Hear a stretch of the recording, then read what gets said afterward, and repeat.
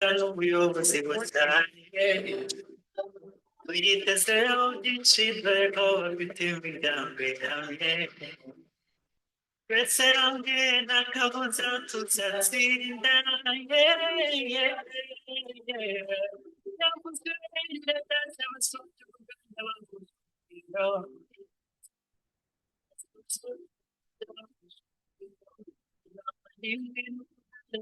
bavuga mu banyarwanda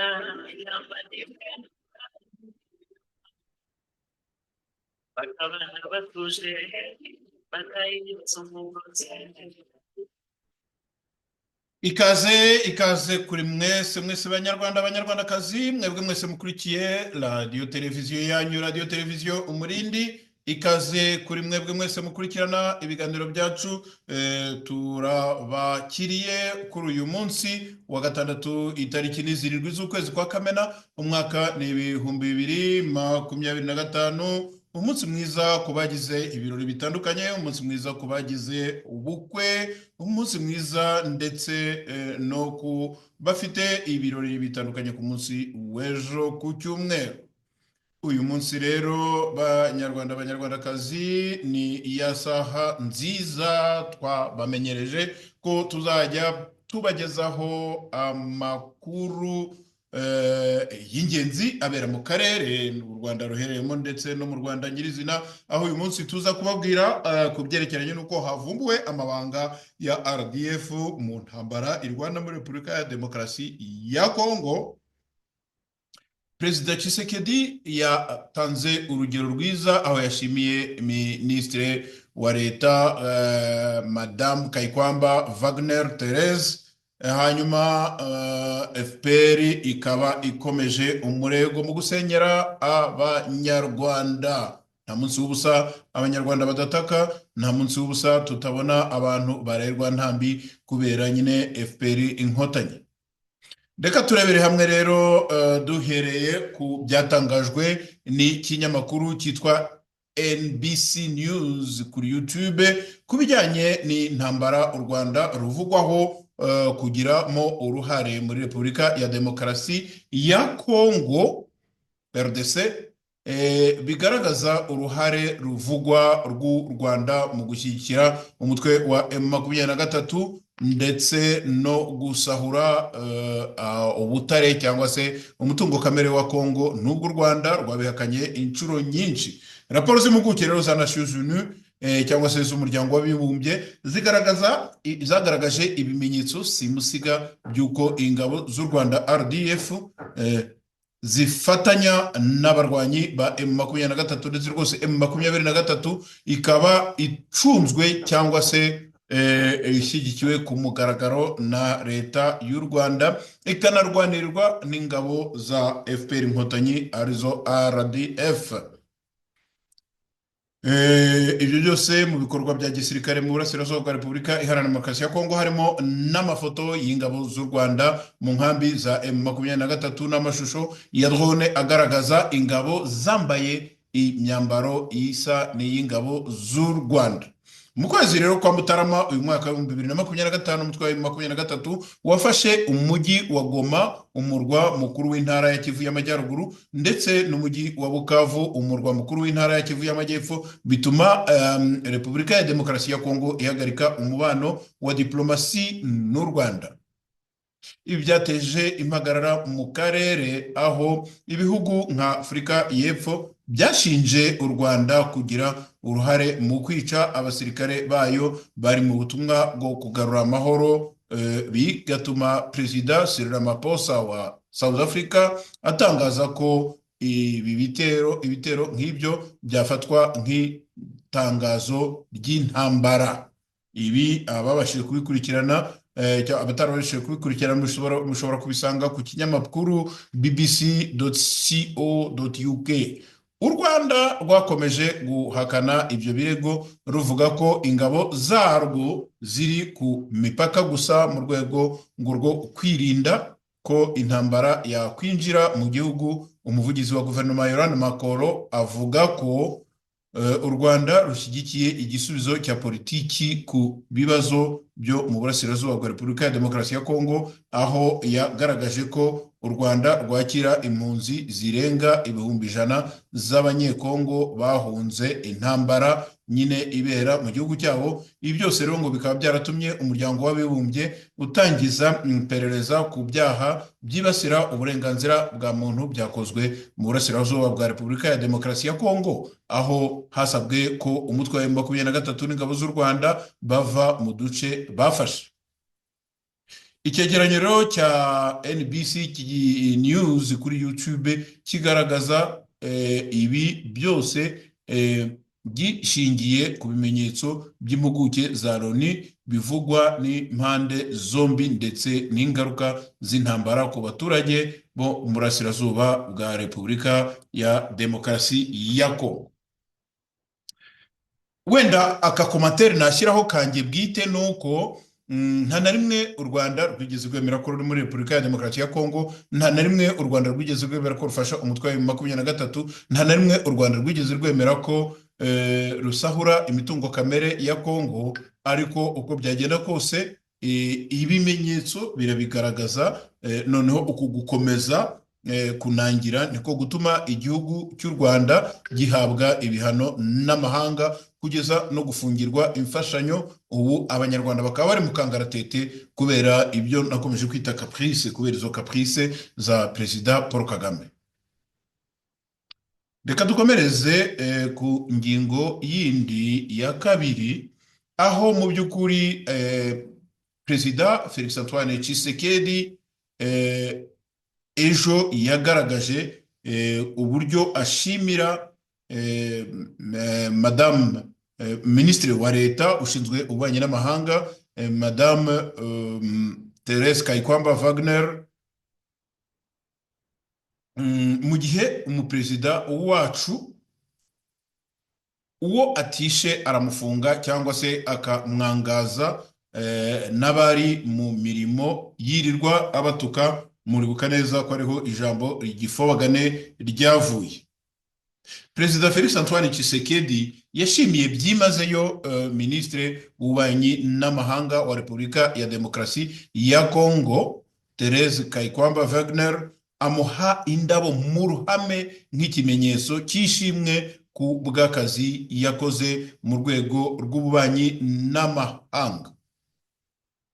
Icyo Thérèse Kayikwamba yakoze cyatumye ashimirwa cyaba ari ikihe? Thérèse Kayikwamba Wagner yahawe inshingano zo kuyobora Minisiteri y'Ububanyi n'Amahanga, ubufatanye mpuzamahanga n'ururimi rw'Igifaransa kuva ku itariki ya 13 z'ukwezi kwa Kamena mu mwaka wa 2024. Icyo gihe akaba yarasimbuye Bwana Christopher Lutungula. Mu gihe gito amaze muri izi nshingano yagaragaje ubunyamwuga n'ubwitange mu guhangana n'ibibazo bikomeye by'ububanyi n'amahanga, cyane cyane ibirebana n'umutekano mu burasirazuba bwa Repubulika ya Demokarasi ya Kongo.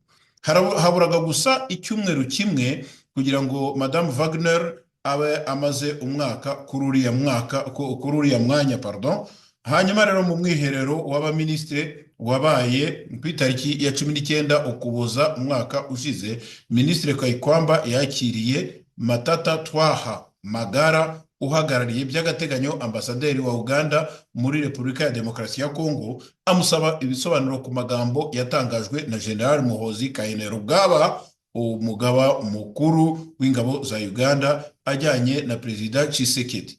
Ibi rero byerekana ubushobozi n'ubushake bwo kurengera inyungu z'igihugu mu gihe cy'ibibazo by'ububanyi n'amahanga. Impamvu y'ishimwe rero rya Perezida Felix Antoine Tshisekedi yashimiye Minisitiri Kayikwamba Wagner kubera uruhare rwe rukomeye mu guhangana n'ibibazo by'ububanyi n'amahanga, cyane cyane mu gihe cy'amakimbirane mu burasirazuba bwa Repubulika ya Demokarasi ya Kongo, aho Madame Thérèse Kayikwamba Wagner yagaragaje ubunyamwuga mu guhangana n'ibibazo, harimo no gusaba ibisobanuro ku magambo ya General Muhoozi nk'uko twari tumaze kubivuga. ishimwe rya minisitiri rya perezida Tshisekedi ryagaragaje ko minisitiri Therese Kayikwamba Wagner ari umuyobozi w'intangarugero mu rwego rw'ububanyi n'amahanga wagaragaje ubunyamwuga n'ubwitange mu guhangana n'ibibazo bikomeye by'igihugu. Ibi rero byerekana ko abayobozi cyangwa se ubuyobozi bwa Repubulika ya Demokarasi ya Kongo bushyigikiye cyane abagore bafite ubushobozi n'ubwitange mu kuyobora igihugu cyabo.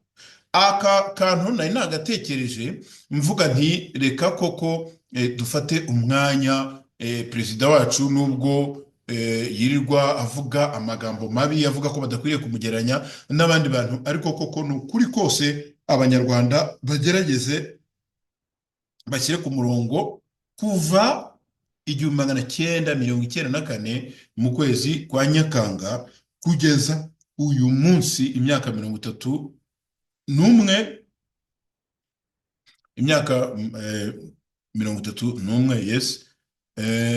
Ntabwo wavuga ngo hari umuntu wavuye mu buyobozi muri leta y'u Rwanda yicara amahoro atabanjije kuzutaguzwa, atabanjije, hari na bya bindi bita kubashyira ku gatebe, abandi muri prison, abandi barahunga, abandi bamburwa ibyabo, ibintu byinshi cyane. Noneho rero ukanareba n'abategetsi b'u Rwanda bari mu nshingano imbere ya Kagame, aratambuka agakoma amashyi, yacira hasi bagakoma amashyi, yagira umuntu atuka cyangwa abwira nabi cyangwa muri ya kamere ye yayizamuye atangiye gutuka amahanga mu Cyongereza, nabwo bagakoma mu mashyi. Ibi rero ukibaza uti abanyarwanda ni ikihe kintu kibura? Kuko ntabwo ari ukuvuga ngo Kagame murebye n'ibiro bye n'umusatsi we urimo utwarwa n'umuyaga, umuntu yakibaza ati ni ikihe kintu koko gituma abanyarwanda batabona kuriya muntu, umugani wa musaza nk'uko murabivuga, batabona kuriya muntu, he is already finished. Iyo ubonye inseko, ndabifite ku ishusho iranga kino kiganiro, iyo ubonye ifoto ya perezida Felix Antoine Tshisekedi imbere ya Madame Therese Kayikwamba Wagner, ukareba ukuntu Madame Kayikwamba yahungabanye kubera uburyo umukuru w'igihugu yamwakiriye neza, batangira kwibaza uti koko u Rwanda rwacumuye iki? Abanyarwanda twacumuye iki? Murebe abanyarwanda ubu tuvuga dukora ibiganiro nk'ibi ngibi, nawe babwiye kuva kera, ntabwo sindi umunyamakuru, sindi umusesenguzi, sindi umunyapolitiki. Icyo nkora, icyo nzi nigiye no gutera inshinge, ndi umuforomo. Ibaze kugira ngo abanyarwanda bigeraho noneho twese duhaguruka ahasigaye tukavuga tuti reka ibi bintu tubyamagane, reka mfate umuyoboro, mfate platform ku mbuga nkoranyambaga, ibi bintu mbyamagane. Abanyarwanda tuziriki, abanyarwanda tuziriki. Mu kanya nari ndimo ndirimba, hari indirimbo yabaga mu Nangase, ntabwo nibuka neza niba ari iya Rujindiri Bernard cyangwa Sebatunzi, tuka muri bariya bacuranzi b'inanga ba kera, yagaririmba ngo abandi imana zirabaha, abandi imana zirabaha. Twebwe tubura iki abanyarwanda? Ni ikibazo gishyizwe imbere yacu abanyarwanda twese. Reka twongere dukomeze turebe noneho uburyo navugaga ni abanyarwanda tuzira iki, habura iki mu gihugu cyacu. Turebe uburyo agatsiko ka Perezida Paul Kagame gakataje muri iyi minsi mu gusenyera abaturage, mu kubangaza no kubicisha inzara. Nagira ngo maze iminsi nkoresha utuvideo tuva mu Rwanda, nagira ngo uyu munsi twongere nanone twifashishe kamwe muri utwo nabonye uyu munsi, bidashatse kuvuga ko wenda kasohotse uyu munsi, ariko noneho twese abanyarwanda reka tugire dufatanye twumve aka video, noneho tubashe gukomerezaho turebe exactement igitumye abanyarwanda tubayeho gutya. Reka tukumve.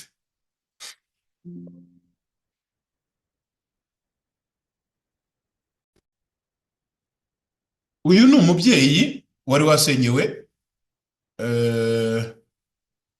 arimo yerekana ahantu agiye kurara. Murabona amasafuriya mu bitafari bya rukarakara, n'ukuntu yagerageje kwifubika n'ibindi. Reka turebe aha, ngira ngo ni mu karere ka Kayonza. twebwe twaraye ahangaha muri iki kibanza iriya shitingi ubonye niyo twaraye twiyoroshe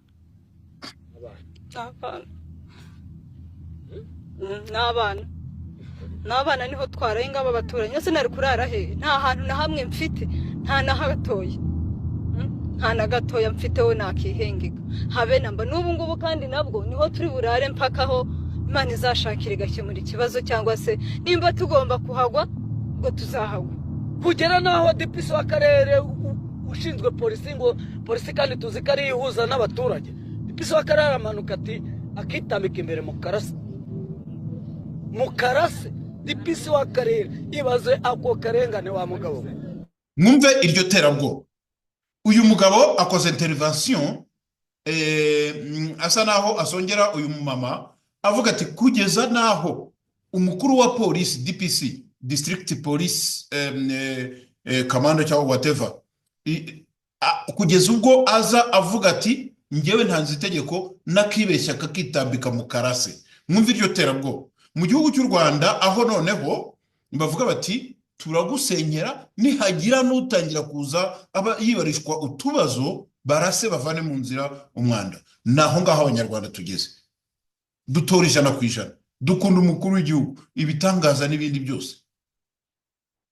Uyu mukuru w'igihugu ni wa wundi uvuga yiciraguraho, nkavuga ngo waza ngo gusenya ngo iyi nyubako ngo namwice. Wowe ukajya gusenyera abantu, ukajya gusenyera abaturage, abana b'abanyarwanda biyubakiye inzu biyushya kuya, ababyeyi n'abana bakarara hanze.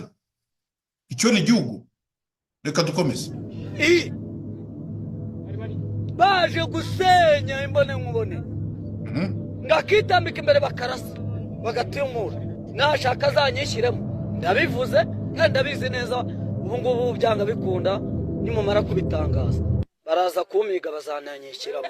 Ubwo polisi itangira kunyirukaho ngo mvuze nabi, ndongera ndanagaruka ndavuga ni 94 kagarutse. Niko nge nabibwira imbone nkubone. Ndangije bacyumva ayo magambo nibwo batangiye kumiga, ntibashaka ko ndebe amarorerwa bari gukora. Umuturage yaza afite agatelefone ngaragize ngarafotoye, bagahita bakamwaka. Ugize ngaravuze, ubashije. N'ubu ngubu hari n'umwana bita Claude batwaye, n'ubu ngubu arafunze, n'uwo bita Gatete. Rwose mw'abantu b'Imana muturenganure. Mu Rwanda niho hantu hambere hari inzara iki gihe, abantu bamerewe nabi, abantu bari mu byago, abantu bameze nk'abugaraniye ahantu. Mwumve iyi ni komantere y'umurundi ati mu Rwanda niho hari amahano yose, niho abantu bicwa n'inzara. Mutego gutwumva kwisaganya. Bamwe bari gusamburirwaho amazu, abandi bari kwakwa amasambu, inzara irabishe, bari kurira ahantu hose. Ariko agatsiko k'abantu bakeya hari kuzana ibinyoma kuri social media, ariko aribo bana babo bicanye. Uyu murundi nkuko abivuze, abandi hari agatsiko k'abantu batoya kavuga ngo ibitangaza mu Rwanda biraba, bazaze barebe. Kuri aka video ndabona hariho komantere y'umuntu witwa ngo ni Savara Sani wa, of course n'amazina biyita, wa Sani wa Kekes. Komanta aravuga ngo uzaze mu Rwanda urebe uburyo rutemba amata n'ubukisha, ureke amahomvu. U Rwanda rwabonye ubu abaruzanzamura, none amagambo yakurenze. Abo ni abanyarwanda baba bari mu kuvuga ibingibi, bavuga icyo kigirwamana cyabo kimaze gutikiza ibihumbi n'ibihumbagiza by'abanyarwanda. Aha rero aka kantu nari nshatse ko tubanza tukakavugaho, cyangwa tukakumva aka video, noneho tukabona kuza tureba kuri iyi ngingo y'abaturage basenyerwa. Ukuri niko abanyarwanda babayeho. Uyu mubyeyi arimo kwibaza aho agomba guhungira. Yaratuye ngira ngo ni kesi zitandukanye, ngo yari atuye muri Kangondo Nyarutarama, baramusenyera aho yari atuye kimwe n'abandi banyarwanda. Hazanywe umunyamahanga uvuye mu Bwongereza. Impamvu yatumye abaturage basenyerwa ngo inzu zabo zari kuzagwa kuko ngo zubatse mu manegeka. Abaturage bari batuye imyaka irenga 50, nta kintu zabo zabaye, nk'uko babikesha, nk'uko nyine iyi nkuru iva mu binyamakuru bya leta, ngo Kangondo k'ibiraro ya mbere n'iya kabiri zaguzwe n'ishuri ryo mu Bwongereza ngo ryitwa Hereford Cathedral School. Iyo nkuru rero ikaba yaragaragaye no mu kinyamakuru cy'ibifobagane cyitwa igihe.com, murakimenyereye. Hari n'andi makuru rero arambuye afite igihe naho byabereye ku byerekeranye n'abasenywa n'abasenyerwa, kwimurwa cyangwa se kwimurwa ku ngufu. Urugero twari tumaze kuvuga ni urugero rwa Barinyahe cyangwa se hariya muri Kangondo na Kibiraro, aho ni muri Nyarutarama i Kigali, aho abaturage barenga imiryango 1,100 bari batuye muri ako gace. Ntawe uzi uburyo bahavanywe. Icyo leta ivuga ko rero, ivuga ko ngo igomba gusana cyangwa ngo kubaka inyubako nshya zaho muri Busanza i Kanombe, hanyuma bakaba ariho abaturage bajyana. Gukwirakwizwa basabwaga ngo kwemera inzu ziteye neza, ni ukuvuga ari amazu nyine ay'abaturage bakunze kwita ngo ni chambrette.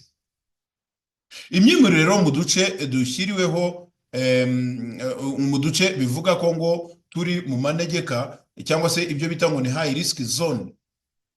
Kigali ku itariki ya 11 Gicurasi umwaka wa 2023, imiryango 5,812 yamenyekanye ko ngo yaba ituye ahantu hatizewe, mudongo ngo haba hari mu manegeka. Hanyuma mu mwaka wa 2024 mu turere 14 harimo Rubavu, Karongi, ngo hari naho bavuga ko ngo havanywe imiryango igera ku 4,309, aho bamwe bahabwa ngo inzu zo kugerageza nyine kuba abatuyemo. Muri Rubavu ngo hari hagaragaye imyuzure muri 2023, hanyuma muri Gashyantare 2025 abantu imiryango 9,000 bari batuye mu manegeka, 5,500 ngo bashyizwe mu bigo byo kuba batuyemo akanya gatoya. Hanyuma muri Gashyantare 2023 habaye ngo ibindi bitero by'imyuzure byahitanye abantu 135 mu turere twa Rubavu, Nyabihu na Burera ndetse n'ahandi, ngo nk'uko bikomeza gutangazwa. Gahunda z'iterambere nazo mu bwubatsi bw'umujyi nazo zatumye abaturage bimurwa, aho kuvugurura nyine aho hantu hatameze neza hakongera ngo hakubakwa amazu mashyashya. Kigali ngo ikaba yarahawe inkunga z'amapaundi miliyoni 56 yo guteza imbere imiturire muri Kinyinya, Rwezamenyo, Nyakabanda, hanyuma na madolari miliyoni 70 ngo ku yandi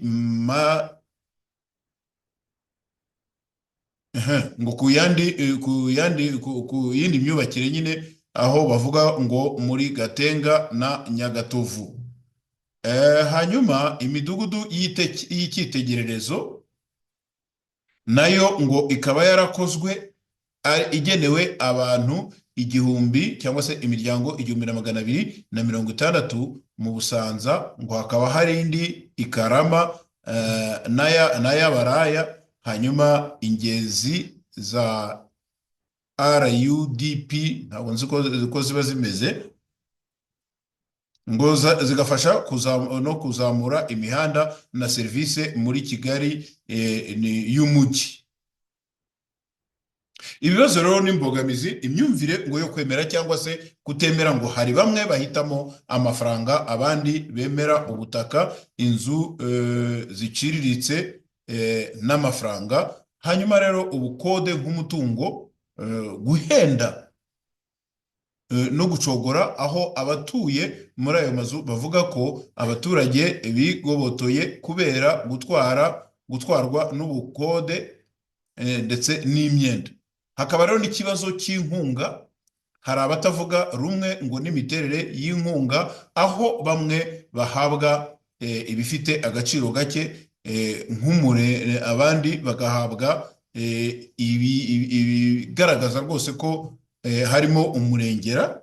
Noneho rero hari urutonde umuntu yavuga wenda rw'abantu bagiye bimurwa, nk'uko twahoze tuvuga muri Banyahe, kwimurwa Nyarutarama, Kigali, imiryango 1100 mu mwaka wa 2025. Hanyuma imyimurire y'abantu baturukaga ngo ahantu hari amanegeka, mbese ngo hari ibibazo byo kuba hakwangirika. Kigali mu turere 14 imiryango 5812 kongeraho 4309. Noneho ibi bikaba byarabaye hagati ya Gicurasi umwaka wa 2023 kugera muri Mutarama 2024. Harahangijwe n'imyuzure muri Rubavu, Murera n'ahandi, aho abantu 9,000 bava mu byabo, hanyuma 5,500 bakaba biganje, bakaba barabashije kwimurwa muri Gashyantare kugera muri Gashyantare 2020, muri Gicurasi 2023 kugera muri Gashyantare 2025. Ngo hari gahunda z'ibyo bita Kigali Master Plan, aho amatsinda 4 yatwaye miliyari 167 mu mwaka wa 2023 n'2024. Ntabwo ushobora gufata bije ingana gutya abaturage na n'ubu bakaba bakiboroga, abaturage na n'ubu bakaba bavuga ko nta buryo babayeho. Iyo mwumva rero nta munsi w'ubusa, abo bitwa abagitifu, abo bitwa abanyerondo b'imyuga, abo bitwa inzego z'umutekano, noneho kugera naho abaturage ngo batemerewe gutanga amakuru, ibyo bintu bikabagumamo hagati aho ngaho. Twabonye abana barara hanze, ababyeyi babo batanahari. Twabonye mumaze kumva uriya mudamu wo mu karere ka Kayonza. Mwumvise ibi bintu bimaze kurenga urugero. Abanyarwanda bafite akababaro karenze ukwemera. Nta kundi byagenda rero. Ikigaragara, leta ya Paul Kagame, leta ya FPR Inkotanyi ntabwo igishoboye u Rwanda. Nicyo cyonyine umunyarwanda yavuga. Noneho rero ibi byose biragerekaho no kuba inzara ihitanye abaturage.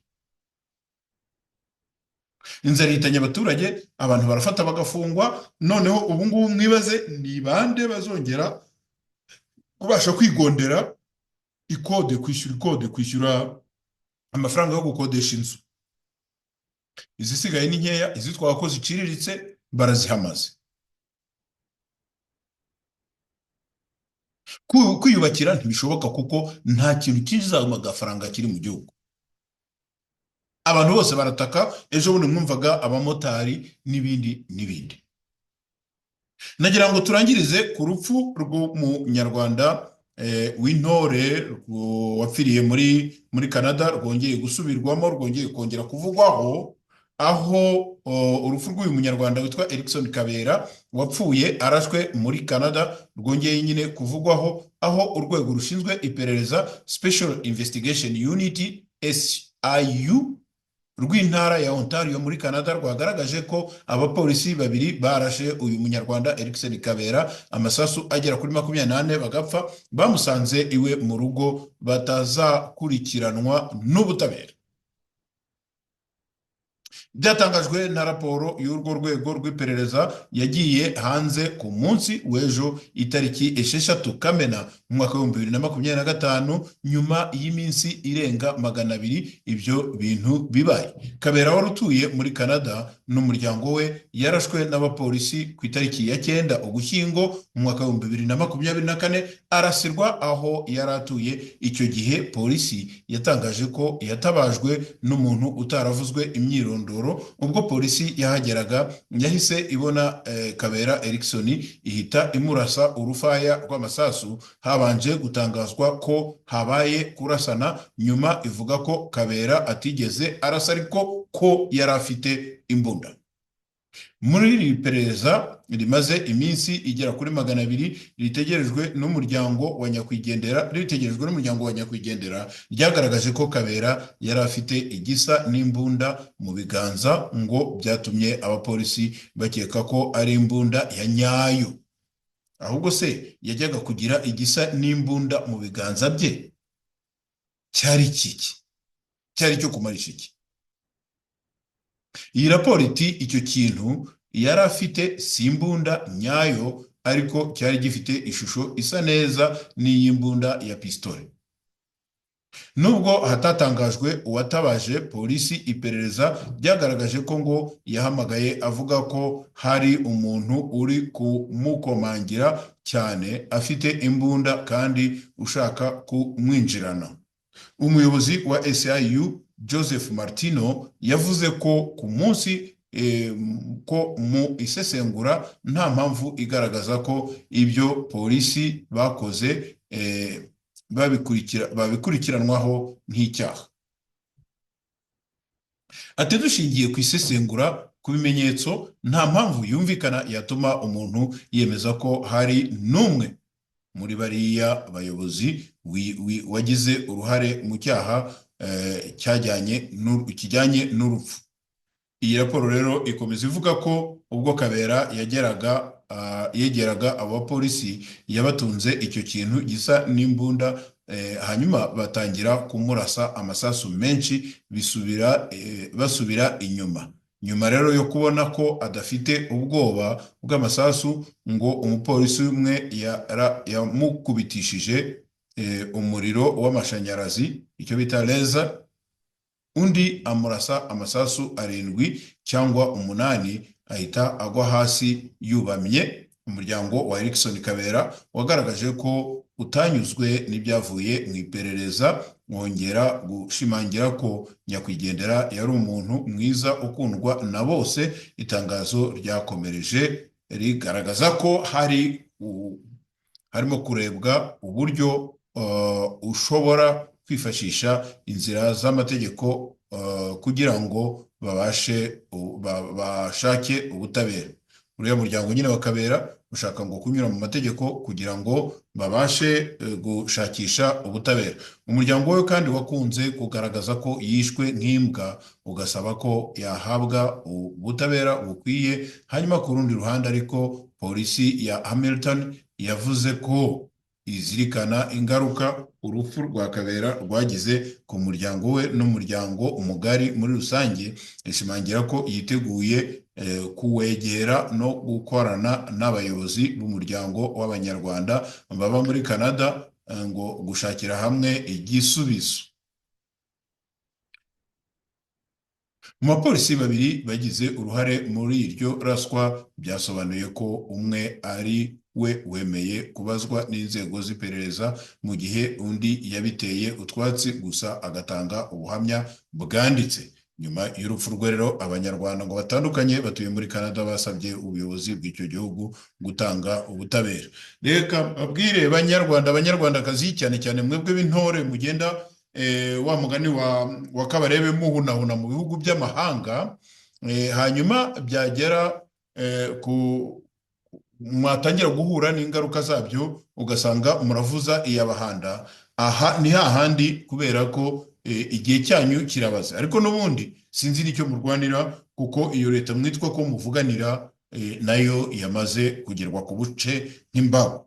Reka rero mbashimire cyane, dusoreza aha ngaha ikiganiro cyacu cy'uyu munsi. Dukomeze nk'uko muri gahunda twabyemeranyijwe, dukomeze twegeranye amakuru y'aho duherereye, tuyohereze, muyatwoherereze. Uburyo bwo kwifashisha nta bundi ni ukwandika munsi ya buri kiganiro uko muba mwakibonye, natwe tukazajya tureba, akaba ariho duhera tubasubiza, cyangwa se akaba ariho duhera tubashakira ibindi mwifuje ko twababwira. Mbashimira cyane rero, ariko ntari nasohoka, hari umugiraneza cyangwa se umukunzi wacu wanyandikiye ambwira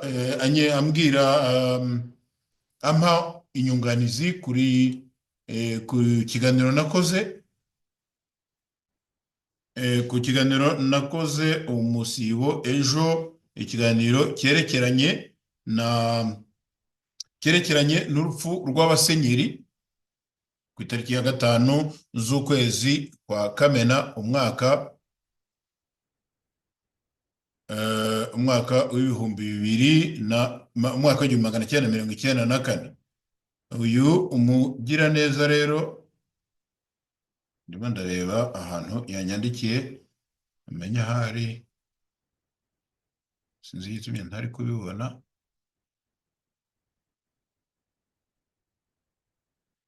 Yanyandikiye ambwira ko nibeshye nkavuga ko novisiya y'Igakurazo ari novisiya y'abayezuiti. Nibyo koko naribeshye aho ngaho, kuko abayezuiti baba muri diocese ya Kabgayi, ni novisiya y'abafrere ba Josephite cyangwa se abafrere de Saint Joseph. Iyo novisiya nibaza n'igitumye byanciyeho, cyangwa se wenda ni bya bindi byo kwihuta. Nagira ngo rwose mwizeze ko ari ibyancitse. Ikindi yavuze ko Gasabwoya ba Frere Nsinga atari musenyeri. Simpamya ko naba naravuze ko Frere Nsinga yari umusenyeri. Ntabwo yari umusenyeri, kuko nanjye ndamuzi wacu ni Kabgayi. Frere Nsinga Jean Baptiste ntabwo yari umusenyeri, yari umufrere wari ukuriye abafrere b'abajesuite. Ikindi yavuzeho ni Musenyeri Gasabwoya. Musenyeri Gasabwoya yari afite titre ya musenyeri. Ndumva naravuze ko yigeze kuba vikeri kuri katedrali cyangwa kuri bazilika i Kabgayi. Akaba yaranigeze kuba padiri mukuru ku Kamonyi. Ibyo byose ndumva ndabizi, wenda nshobora kuba narasobwe ho gatoya, ariko ndabizi. Ariko mushimira cyane, kuko iki ni ikimenyetso cyerekana ko badukurikira, ni ikimenyetso cyerekana ko n'ibyo tuvuga baba babirebera hafi bakaduha inyunganizi. Ndamushimira cyane rero uyu mutegarugori ubarizwa mu gihugu cy'Ubufaransa. N'ubundi ndibaza ko iki kiganiro cyacu arimo agikurikira. Mushimira cyane. Reka mbashimire namwe mwese rero mwadukurikiye. Nkomeze kubararikira gukurikira ibiganiro byacu no kubitangaho inyunganizi ndetse n'ubundi bufasha mubona bukwiriye. I Pretoria hano muri Afurika y'Epfo rero, nk'uko musanzwe mubizi, ninjye tuganira buri gihe. Amazina yanjye nitwa Claude Maria Bernardo Kayitare. Duhure rero ku munsi w'ejo w'icyumweru.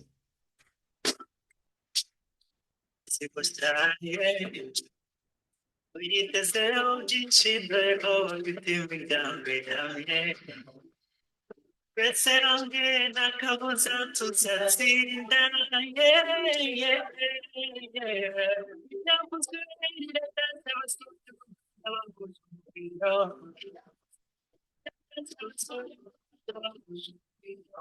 inama n'imwe n'irimo mu Banyarwanda. Inama n'imwe bakabana batuje.